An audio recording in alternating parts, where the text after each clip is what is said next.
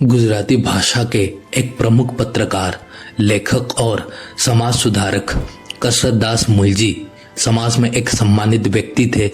हालांकि विधवा स्त्री की रीमैरिज पुनर्विवाह पर उनके विचारों के कारण उनका सम्मान नहीं किया जाता था।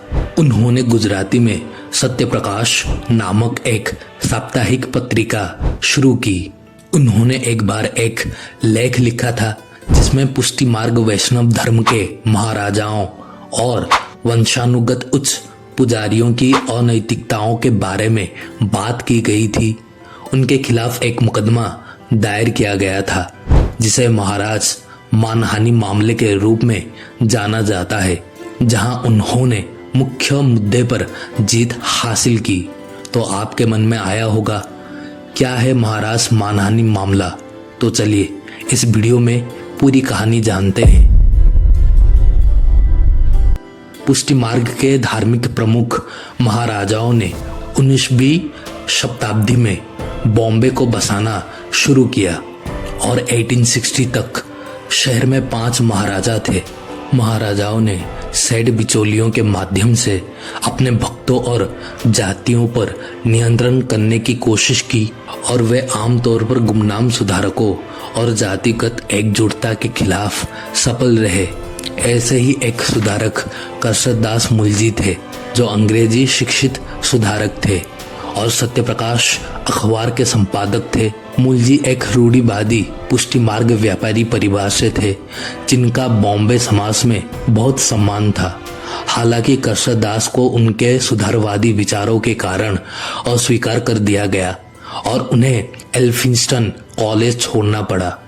मुलजी बॉम्बे सुधारवादियों के बीच प्रसिद्ध हो गए और उन्होंने पुष्टि मार्ग और बॉम्बे महाराजाओं के खिलाफ यौन दुराचार के आरोप लगाए। महाराजाओं के खिलाफ यौन आरोप पहली बार 1855 में सार्वजनिक हुए थे। आपको बता दें कि उस टाइम पे भगवान के नाम पर कुछ राजा, मैं सभी राजा की बात नहीं करता, कुछ चुनिंदे राजा थे जो खुद को भगवान मानते थे। गरीब और भोले लोगों को अपने चपेट में ले जाकर फीमेल के साथ सेक्सुअल एक्टिविटी करते थे और उनके दिमाग में इसको नॉर्मल एक्टिविटी कह के फीड करते थे। उस टाइम पे बाबा या कुछ राजा को वो लोग भगवान के जैसे मानते थे, इसलिए उनके खिलाफ कोई कुछ बोलता नहीं था और अगर कोई बोले तो उसे समाज सोसाइटी से निकाला जाता था। और इसके वजह से बम्बई के सबसे वरिष्ठ महाराजा जीवनलाल ने सुधारकों के खिलाफ जवाबी कार्रवाई की।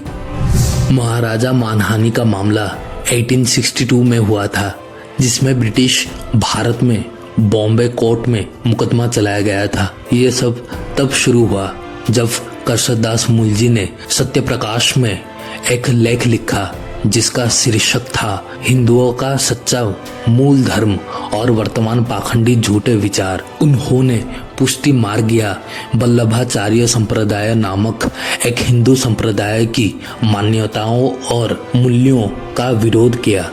हिंदू धर्म के वैष्णव पुष्टि मार्ग संप्रदाय के धार्मिक नेता जदुनाथ जी ब्रिजरतन जी महाराज ने 14 मई 1861 को कसरतदास और अखबार के प्रकाशक नानाभाई रुस्तम जी रानीना के खिलाफ मुकदमा दायर किया। कसरतदास ने जदुनाथ पर आरोप लगाया है कि उसने महिलाओं के साथ यौन संबंध बनाए थे और पुरुषों से अपेक्षा की जाती थी कि वे अपनी पत्नियों को के लिए पेश करके धार्मिक नेताओं के प्रति अपनी भक्ति दिखाएं।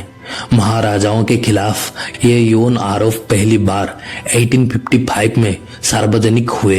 ये तब था जब बम्बई के सबसे वरिष्ठ महाराज जीवनलाल ने सुधारकों के खिलाफ जवाबी कार्रवाई शुरू की। उन्होंने अपने भक्तों से उनकी आलोचना को सेंसर करने के लिए एक दस्तावेज पर हस्ताक्षर करवाए। जीवनलाल के दस्तावेज को मुलजी ने दास्ता बंधन के रूप में टैग किया।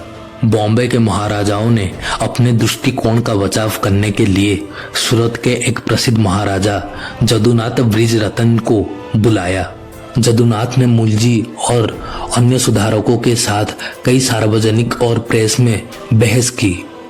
25 जनवरी 1862 को शुरू हुआ ये मुकदमा मुख्य न्यायाधीश मैथ्यू सासे और जोसेफ अर्नोल्ड की मौजूदगी पर पूरी अदालत में ये केस चला। इस मामले में आम जनता भी शामिल हुई, जो तब प्रेस के लिए बहुत रुचि का विषय बन गया।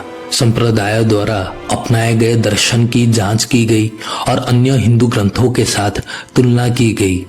जॉन विल्सन मिशनरी विद्वानों ने जांच की। डॉक्टर भाऊ दाजी ने गवाही दी कि धार्मिक नेता का सिफिलिस का इलाज किया गया था। आपको बता दें कि सिफिलिस एक संबंधी रोग है। कई गवाह उसके कामुक कारनामाओं के बारे में बात करने के लिए सामने आए। मैक्स वेबर, जिन्होंने धार्मिक संप्रदाय की भी जांच की, जिसमें खुलासा किया कि कुछ राजा और बाबा मोक्ष के लिए स्त्रियों के साथ शारीरिक संबंध बनाते हैं और उनको मोक्ष का प्राप्त कहकर चुप करवाते हैं। जब ये बात कोर्ट में साबित हुई तब कृष्णदास मुलजी के पक्ष में फैसला सुनाया गया। मामला 4 मार्च 1862 को समाप्त हुआ। उसके बाद कृष्णदास को 11,500 रुपये पैसा मिला, क्योंकि उन्होंने इस केस के लिए अपने जेब से 13,000 रुपये का खर्च किया था। तो ये था महाराज लाइबल केस। अगर वीडियो अच्छा लगा हो तो सब्सक्राइब करना और कमेंट करना अगले वीडियो किस टॉपिक के ऊपर बनाओ।